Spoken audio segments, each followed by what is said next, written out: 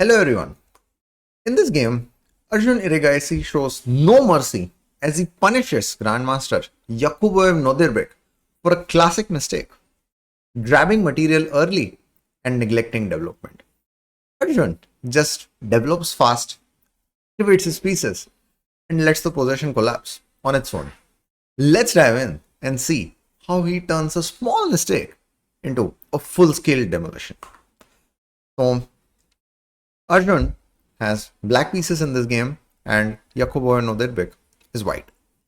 The game started with d4 and in the first move itself, Arjun played a small surprise, a sideline d6. He did not go for the usual knight f6, d5. He likes to do that. He wants to complicate the matters right from the beginning and then try to outplay the opponent. So d6 was played and in this position, Yakubo decided to go for e4. So he's putting another pawn in the center. Arjun played the move, knight f6. Bishop d3 was played. So the most common move is knight c3 in this position. Then e5 would be Philidor, or g6 could also be played. And it's an interesting line. But Yakubo, I think, decided that all right, Arjun might be a bit more prepared in this. So let me go for this bishop d3 line. Not as critical as knight c3, but still dangerous. So Arjun played the move e5. He brings his pawn in the center. Yakubo, of course, maintains the tension and then defends the pawn. Arjun plays the move knight bd7. Yakubo played the move knight f3. So far so good. It's all normal. But then Arjun unleashes the active move to increase the pressure on Yakubo's center. So he plays the move d5. He's like, I want to play d takes e4 because that would be the fork. It's not like I would fall for it, but if e takes d5, then there might also be issues because there is e4. And then it will be, so for example, if something like this, then e4, it might seem like white is surviving after queen e2. There is queen e7 and the piece would be lost. So Yakubo is like, all right, no problem. I'm not going to take this pawn of yours. I'll play d takes e5 instead. Then, so he might have expected that Arjun would play something like knight takes e4 and the game goes on. But Arjun played the move d takes e4. He's ready to sacrifice a pawn to get more activity of his pieces. So e takes f6. Then in this position, he played the move e takes f3. That might seem like, wait, why is he not going for the bishop? We'll see that later. So this is also possible, but he had planned for something more. So he went for the knight. F takes g7 was played. Bishop takes g7.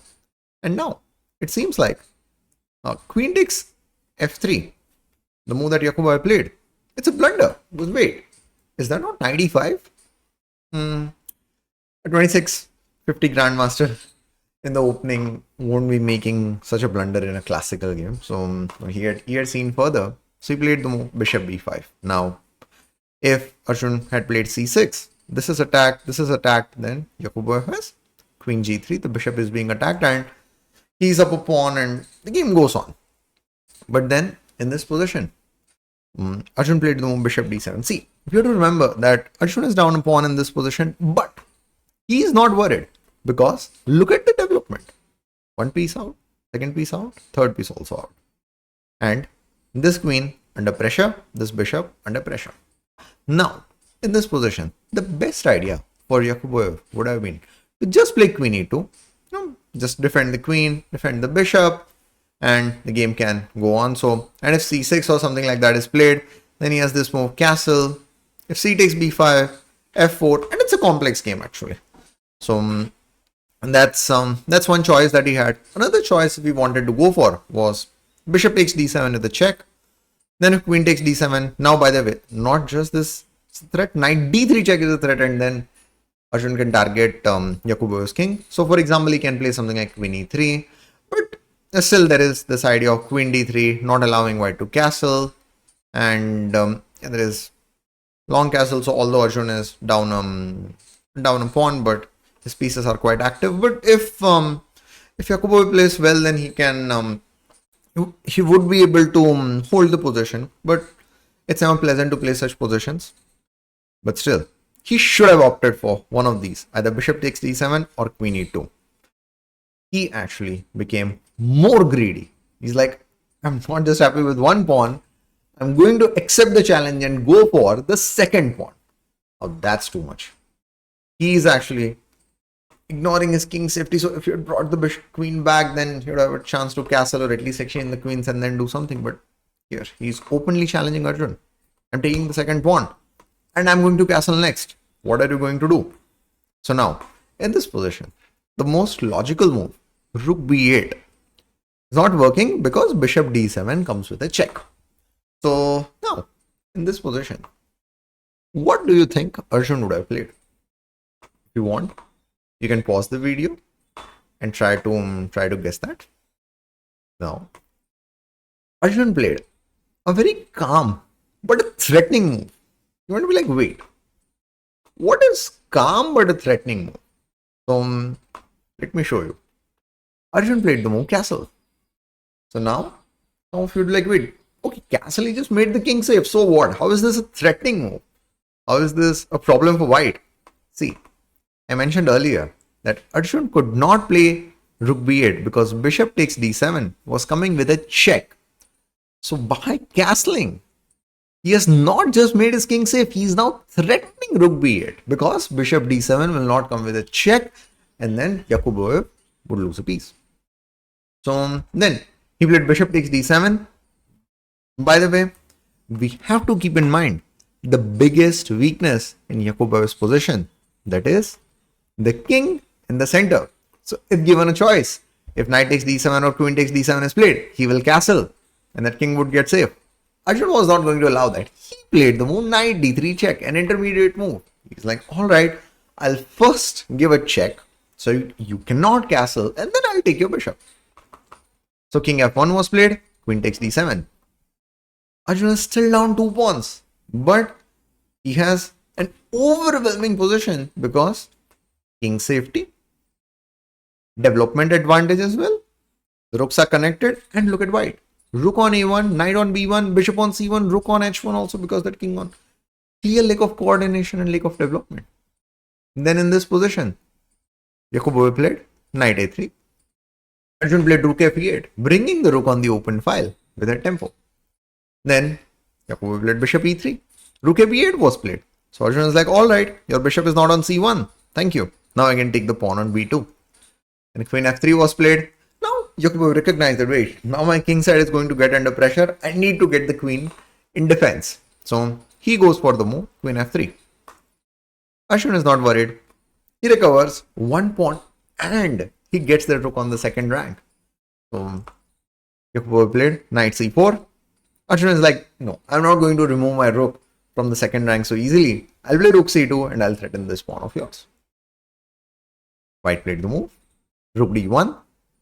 Now, so of course, Arjun can go for this pawn, but he's like, those pawns I can win at any time. I need to get more of my pieces active. So he played the move, queen a4. Not only dealing with this pin, but also putting pressure on this knight, putting pressure on this pawn. And in some cases, you never know, if the queen is not there, there can be something like these ideas as well.